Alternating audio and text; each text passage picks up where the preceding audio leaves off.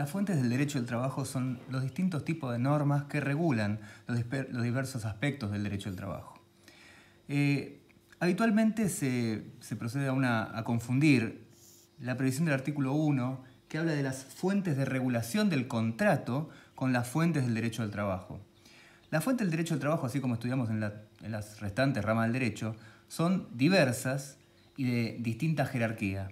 Por ejemplo, la principal, diríamos, la Constitución Nacional. Sin embargo, el artículo 1 de la Ley de Contrato de Trabajo dice que las fuentes de regulación del contrato, y por eso digo, no hay que confundir, pero las fuentes de regulación del contrato son la Ley de Contrato de Trabajo, otras leyes y estatutos profesionales, los convenios colectivos de trabajo, los laudos, y después dice los usos y convenciones y la propia autonomía de la voluntad.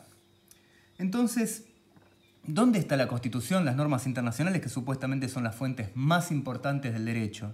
Bueno, precisamente el artículo 1 regula otra cosa y, sin embargo, por confusión, algunas partes de la doctrina suelen mencionar y distinguir entre fuentes nominadas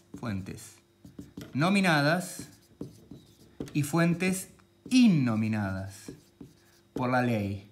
Y entre las fuentes innominadas destacan que la más importante, digamos, ausencia o olvido de la ley, la Constitución Nacional.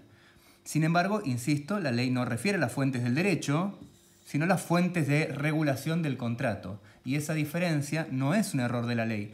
Cuando uno redacta un contrato, cuando uno tiene que regular un contrato, las normas, por ejemplo, las leyes supletorias, no vienen de la Constitución, vienen del Código Civil, por ejemplo. En el derecho del trabajo ocurre exactamente lo mismo. El contrato de trabajo se integra con leyes, como por ejemplo la Ley de Contrato de Trabajo, con estatutos particulares, convenios colectivos u otras normas que no son la Constitución Nacional, que no son los tratados internacionales, que son las que siempre dicen que son innominadas u fuentes olvidadas por la ley, que no es la jurisprudencia y no es la doctrina.